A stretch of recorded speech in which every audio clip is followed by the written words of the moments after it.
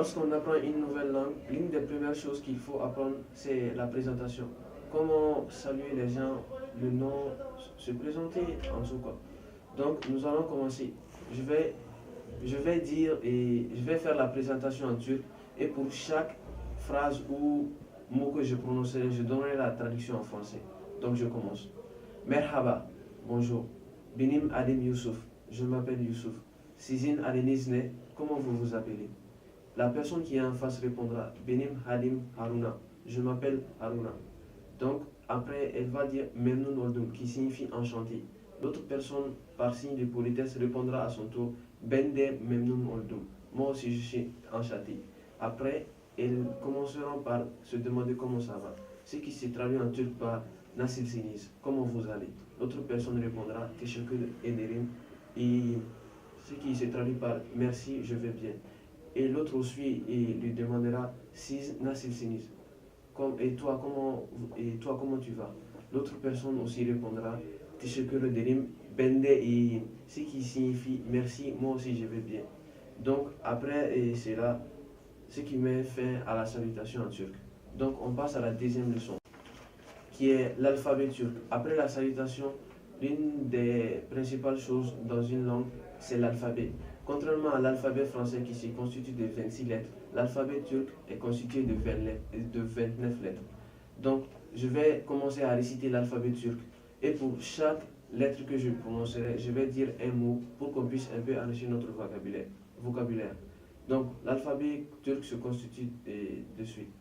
A, araba, qui signifie voiture. B, bilgisayar, qui signifie ordinateur. C, jade, qui signifie rue. C, chanta, qui signifie sac. D, durak, qui signifie arrêt. L, qui signifie la main. F, Fransa, qui signifie France. Et G, Gunaydin, qui veut dire bonjour ou bien salut. Après, on a une lettre un peu spéciale, Yumuşak G, qui est un G, mais avec un accent circonflexe retourné sur la tête. Cette lettre, lorsqu'elle se trouve dans une phrase, elle ne se prononce pas. Je vais dire une phrase, par exemple, Yağmur. Les Yumuşak G se trouvent après le A, Yağmur. Ça sert à un peu étirer le A, Yağmur, qui signifie la pluie. Après, on a H, Hasta, qui est prononcé en turc He, Hasta, qui signifie malade. Après, on a E, qui est un I, mais sans point, qui est prononcé E. Par exemple, Irak. Après, on a I, le I normal en français, Iki, qui signifie deux. Après, on a J, comme Japon. Et K, Kitab, qui est prononcé en turc Ke. Après, on a Le, Lamba, qui signifie la lumière. Après, on a Me, Massa. Ne, qui, pour dire comme ça une chose, Ne. Qu'est-ce que c'est? Ne. Après, on a O, qui signifie au cool. Après, on aura E, qui est un O, mais avec deux points dessus. O, avec deux points dessus, qui est prononcé E, comme Öğrenci, qui signifie élève. Après le E, on a P, Para, qui est l'une des choses les plus importantes. Para, qui signifie argent en turc. Après, on a Renk, qui veut dire la couleur. Et Kırmızı renk, couleur rouge, yeşil renk, couleur verte. Après, on a C, Su, qui veut dire eau. Après, on a Che, qui n'est pas dans l'alphabet français, qui est un S avec un petit tiret en bas. Che. Par exemple, on a Chicha, comme on connaît tous la chicha. Après, on a T, et Turquie. Après, on a un U normal en français, mais qui est prononcé OU en turc. Par exemple, Uzak, qui signifie long. Après, on a U, qui est le U en français, mais avec des points dessus, qui a la même prononciation que le U en français, qui veut dire U. Et pour exemple, on a UTU. Après, on a V, le même V qu'en français. Par exemple, Vefat, qui signifie la mort. Après, on a encore Ye. Je vais donner le même exemple, Yağmur, Ye, qui signifie la pluie. Après, pour dernière lettre, on a Z. On a Z, Zurafa, qui veut dire girafe en français. Et la dernière leçon d'aujourd'hui, Bune Bukim. Par exemple, en français, quand on veut demander qu'est-ce que c'est que ça, c'est qui. C'est la même chose en français, mais en turc, Bune est utilisé pour les objets. Par exemple, quand je pose ma main sur un ordinateur, bilgisayar, et je dis en turc, Bouné, la personne à qui je pose la question va me répondre Bou Bilgi Sayar. Et pour les personnes, on utilise Kim. Par exemple, quand je pointe du doigt quelqu'un pour dire Bou Kim, la personne qui va me répondre, elle va me dire par exemple Bou Gazmir. Ne est utilisé pour les choses et Kim est utilisé pour la personne. Salut, aujourd'hui on va continuer avec notre leçon. Comme l'a si bien présenté notre frère Youssouf, on va continuer aujourd'hui. Après la présentation et puis l'alphabet turc, on va continuer avec les voyelles en turc. Quand on parle des voyelles en turc, généralement il y a deux types de voyelles en turc. Sesli harflar et puis on a ünlü harflar. Tout ça, ça correspond aux voyelles en français. Généralement en français, il existe 5 voyelles seulement. A, E, I, O, U. Mais en turc, c'est divisé en deux parties. Et chaque partie, elle contient 4 lettres. Maintenant, sesli harflar, elles contiennent 4 lettres qui sont A, E, et O et puis U. Maintenant, et puis le harflar, elle contient E, I, E et U. Ce qui veut dire qu'il y a certaines lettres en turc qui n'existent pas en français, comme l'a si bien dit notre frère. Maintenant, ça veut dire que les voyelles turques, elles sont constituées de 8 lettres, tandis qu'en français, il n'existe que 5 voyelles. Maintenant, on va passer à notre deuxième leçon. Nereli, Nereli, Nerelisin.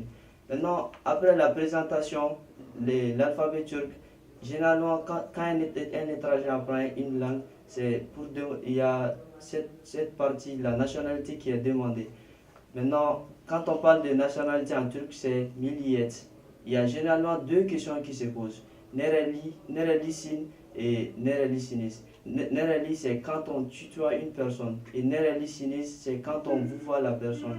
Maintenant, Nerelisin, Nerelisinis. Quand on te demande Nerelisin à un étranger, c'est te demander ta nationalité. Quand tu es malien, par exemple, tu dis Ben Maliliyim. Quand tu es français, France Aliyim. Et quand tu es Moğolistanais, tu dis Moğolistanlıyım. Sierra Leone, Sierra Leone. Mais généralement en Turquie, c'est quand tu demandes à un Turc quelle est ta nationalité, c'est-à-dire Nerelisin, il va directement passer à sa ville natale, sa ville d'origine. Maintenant, quand tu rencontres un Turc dans la rue, tu demandes Nerelisin, il va directement te dire Konyalıyım, Ankaralıyım. Et pour les continents, on va demander, quand tu demandes à quelqu'un, hangi kitadan geliyorsun, c'est de quel continent tu viens. Afrique aliyim, je viens de l'Afrique. Et Europe aliyim, Asie aliyim. Maintenant, on va passer à notre troisième leçon. Nevar, Neyok. Nevar c'est quoi en français? Neyok c'est quoi en français? Nevar c'est il y a quoi? Par exemple, je vais vous donner quelques exemples. Nevar, Sinifta Nevar. Ça signifie dans la classe, il y a quoi? On sait que la classe, elle est composée de plusieurs éléments, c'est-à-dire des objets, des choses qui se trouvent dans la classe. Quand on demande Sinifta Nevar, Sinifta Masavar, Masa qui veut dire la table, Sinifta Masavar, il y a la table dans la classe. Sinifta Nevar, Sinifta Sandalyevar, qui veut dire il y a la chaise dans la classe. Sinifta Neyok, Sinifta Arabayok. Dans la classe, il n'y a pas quoi? Dans la classe, il n'y a pas de voiture. Maintenant, ça c'est pour les objets. Il y a aussi pour les humains. Ne, kim var, kim yok. Kim var, ça veut dire quoi? Il y a qui et il n'y a pas qui. Sinifta, kim var. Sinifta, öğrenciler var. Dans la classe, il y a les élèves. Sinifta, kim yok. Sinifta, duvarcı yok. C'est-à-dire, il n'y a pas de maçon dans la classe. On va passer à notre quatrième leçon qui est nerede, nereden, burası, neresi. Maintenant, en turc, il y a généralement des noms qui sont donnés. Ayrılma, hale eki, belirtme, hale eki et bulunma, hale eki. Ayrılma c'est nereden. Ça veut dire d'où. Nereden geliyorsun. D'où est-ce que tu viens? Quand on te demande d'où est-ce que tu viens, nereden geliyorsun? Par exemple, tu croises quelqu'un dans la rue, il te demande d'où est-ce que tu viens toi? Nereden geliyorsun? Marketten geliyorum. Je viens du marché. Et okuldan geliyorum. Je viens de l'école. Concernant le belirtme, c'est si. Burası neresi? Quand on se trouve devant une école par exemple et que tu demandes à quelqu'un, Burase Nerese, ici c'est où? La personne te répondra par suite, Burase Okol. Ici c'est l'école, c'est généralement utilisé pour les lieux. Et puis on a Bulunma, Hale et qui est le Da. C'est-à-dire qu'on peut dire en français, quand on dit par exemple, Nerede Kalyorsun, c'est-à-dire où est-ce que tu passes la nuit, où est-ce que tu dors, où est-ce que tu habites. Ou bien Nerede Yaşıyorsun, où est-ce que tu habites? İstanbul'da yaşıyorum, je vis à Istanbul. Nerede oturuyorsun? Yani quand on te dit ça en turc, c'est généralement concernant ton quartier. Quel est ton quartier? Tu habites dans quel quartier? Umraniye'de oturuyorum. C'est-à-dire je vis à Umraniye. Ceci m'a fait à notre leçon d'aujourd'hui. Merci bien.